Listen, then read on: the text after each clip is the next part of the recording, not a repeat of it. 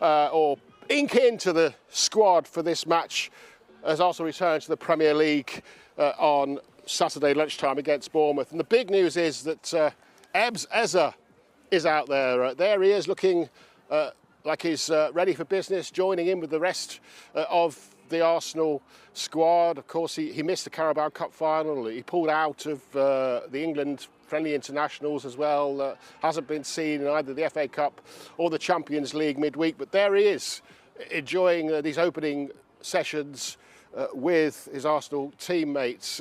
There's no Saka.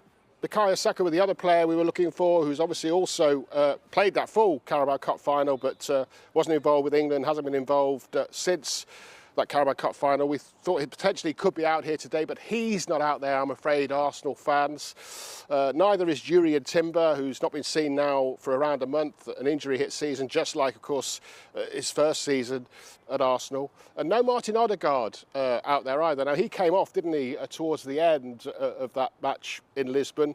We didn't know whether it was tactical, whether it was his minutes just being managed, but he's not training out there with the rest of the squad. Now, Calafiori as well, also not out there. The point needs to be made, though, I think, as the matches start to come thick and fast again, and there's not much of a turnaround between the team arriving here, in the early hours of Wednesday morning and training here today, and then the match on Saturday. Some players who we don't see may still be available to be in the squad for the game at the weekend and going forward, and they're just doing their own stuff away from the cameras, away from the rest of the team, in the pool, in the gym, with the physios. But that's certainly the players who are out there and not out there at the moment. No pens at the moment, just a bit of ball work. Don't know whether Tim Sherwood's ever balanced a pen between teammates during his time coaching or playing. Never done that, Gary, unfortunately. How long do we know how long Timber might be out for? Because I think he's going to be integral for them to go anywhere near winning the Champions League. Well, all the way since just before the Carabao Cup final, when Mikel Arteta was saying that Jurrien Timber wasn't far away. Let's wait and see whether he can be available. He's days away, he might be available. Of course, he didn't go to his national team either.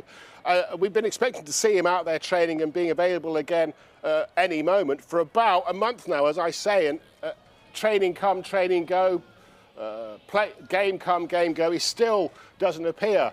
Mikel Arteta obviously will update us all on that and others at his news conference at 1:30 tomorrow. We won't have a chance to ask him today because we're just here for the training today. But yeah, a lot of Arsenal fans are wondering too, where is Jurrien Timber? Because you're right, what a great player he is and what a difference he can make when he's out there.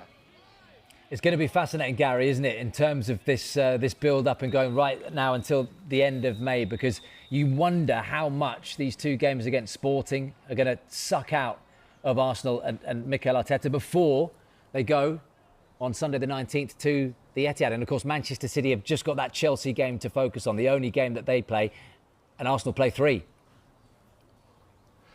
Yeah, of course, they're going to have one very big eye on Manchester City the following weekend. And, of course, it doesn't take a pen and a paper, back to the pen scenario there, to work out that if they can beat Bournemouth this lunchtime, they'll go 12 points ahead of Manchester City, with City playing Chelsea on Sunday afternoon. That mental boost that would give Arsenal to be 12 points ahead at this stage of the season. Of course, we know all about the fact that City would at that point have 2 games in hand and they've still got to go to the Etihad, etc. But it would still really be a big statement to win against Bournemouth and just have that gap. But yes, of course, they've got to concentrate on the game against Sporting on Wednesday. They've done the hard bit. They went over there. They got a result. They'll be fancying themselves to do the rest of the job in the midweek. And, of course, I'm sure Mikel Arteta would have been watching with interest the game last night. Who would he prefer in the semi-final if they reach the semi-final? Barcelona or Atleti? Of course, he's got all those emotional ties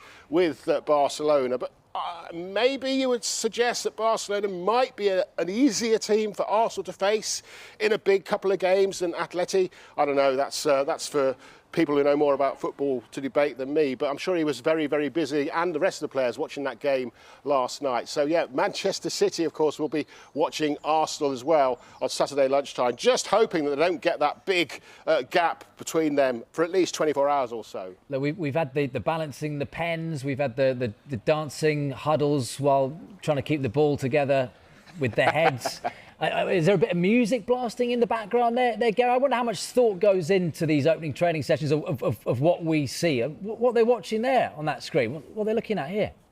It's a session plan and that. Well, that's a big screen which will have... Oh, sorry, Tim, go ahead. No, that's it, Gary. I'm just saying what that is. It's quite obvious for me, but not for Will, obviously. Well, we never get to. It's a session plan. He's telling them what they want, what they want to do. Is that commonplace outside? It could be. It's a visual. It's an added bonus for any coach just to talk through. It might be some set pieces. It could be anything. You know, talking about Bournemouth, the way they set up, where they want them, what they're going to do in this training session.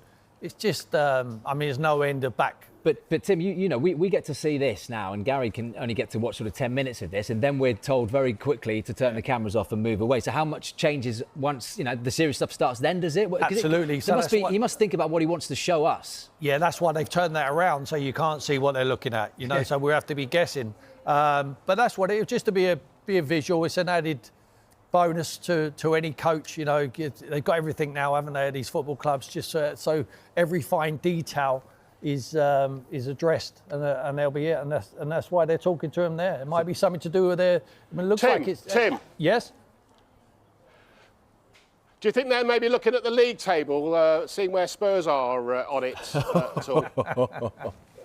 I don't know about that, mate. Yes, naughty is the Gary. That is called naughty. Well, they're not watching Titanic. I'm not sure what's going on. But you, I mean, Gary, you get ushered on pretty quickly, don't you? After when they are watching that clock for you.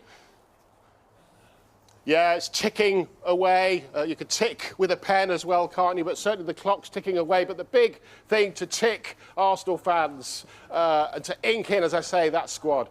Eza is back. Unexpected that he would be back, but he's back. So some good news in the absence still of Saka, Timber, and not here training with the rest of the squad, Martin Odegaard and Calafiori. Gary, thank you very much indeed. There we go.